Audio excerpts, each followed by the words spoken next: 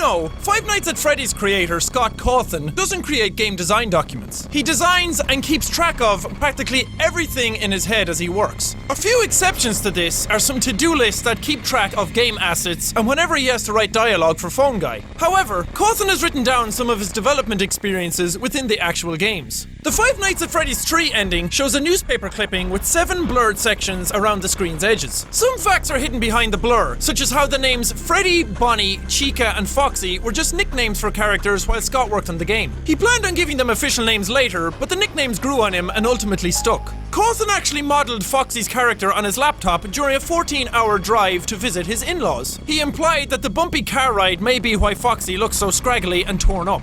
Freddy was also never meant to move around the diner in the first game, and was only meant to attack the player if they ran out of power. Cawthon also gave some insight into how the series affected him mentally. Scott said, "In real life, I tend to have waking nightmares, meaning I walk in my sleep.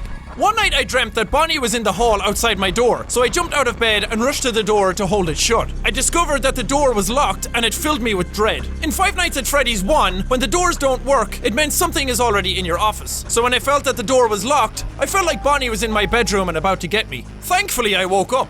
Before work began on the original Five Nights at Freddy's, Cawthon had hard times in real life and knew his next game might be his last. He needed a success or he'd be forced to start a new career, and he had to decide what his last attempt might be. Scott swayed between 3 options: a sequel to his well-received multi-genre game, The Desolate Hope, a remake of his first game, Legacy of Flan, or a new idea about animatronics and security cameras. While working on the original Freddy's, Cawthon actually started a crowdfunding campaign for it. His campaign raised exactly $0. Being an indie developer, Cawthon couldn't afford to pay for quality assurance testers, so his friends and 2 sons beta tested his games. According to Scott, one of his sons is obsessed with finding secrets and the other is a pro at finding exploits, so they made a good team. There were also issues porting the game to mobile platforms. The iPhone port of the first Freddy's game had several layered-based bugs due to its development toolset. Scott says he hasn't been able to build a working Windows Phone version at all, but he blames Microsoft for this, not his tools. He also realized Freddy's would be a hit when he saw how many Let's Plays of it were flooding YouTube.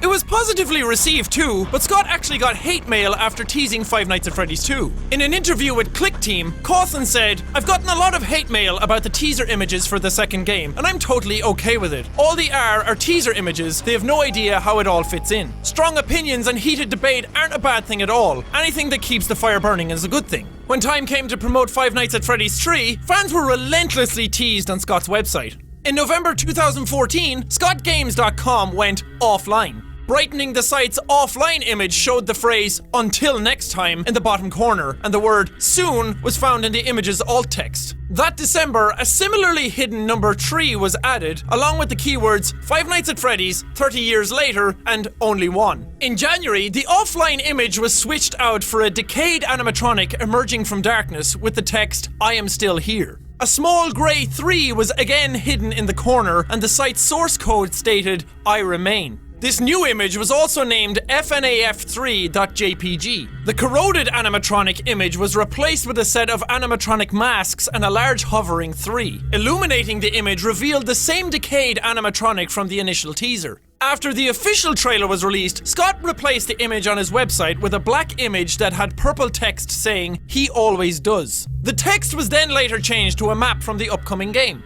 In February 2015, Cawthon stated that he was hacked and that Five Nights at Freddy's 3 was cancelled. Scott said someone released the game for free and posted a link to the leak. However, the game Cawthon linked to was actually a parody of his earlier game, There Is No Pause Button, with Freddy's head pasted over the character, pranking the entire internet. Cawthon continued to tease and ultimately released Five Nights at Freddy's 3. But before he could even begin teasing a 4th Freddy's game, a fake Five Nights at Freddy's 4 emerged on the iOS App Store. Fake Freddy's games aren't uncommon, but this one garnered a good amount of attention. Attention not just from gamers, but also from Cawthon himself, who took legal action against the product's fraudulent developers. This duplicate was a ridiculous platformer that had Freddy collecting pumpkins and featured My Little Pony's Pinkie Pie along with TF2's engineer. TF2's Sniper was also appeared in the game's App Store screenshots, but to our knowledge, this graphic didn't appear in the game. Because the game was damaging to the franchise and took the name of Cawthon's upcoming title, he decided to take legal action. Scott filed for and acquired a DMCA subpoena. This essentially required Apple to provide information on the copyright infringers who made the game. The game was somehow approved for sale on iOS, but was rightfully removed from the App Store after Scott contacted Apple. Most illicit clones of popular games have at least some originality to them, but this game was shameless and even copied the description of Five Nights at Freddy's straight from the same store, saying, "This is the official mobile port of Five Nights at Freddy's." Some indie developers hope that Scott's victory will positively change the marketplace. It's one of the few times a developer has had success in pressing a copyright claim on the App Store, and it could deter people from illegally cashing in on popular games in the future.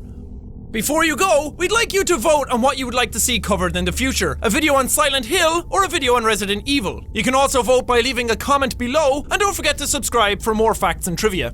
And if you want to get spooked and scared for some more Five Nights at Freddy's, why not head over to my channel Jacksepticeye, where you can see footage from all the games in the franchise.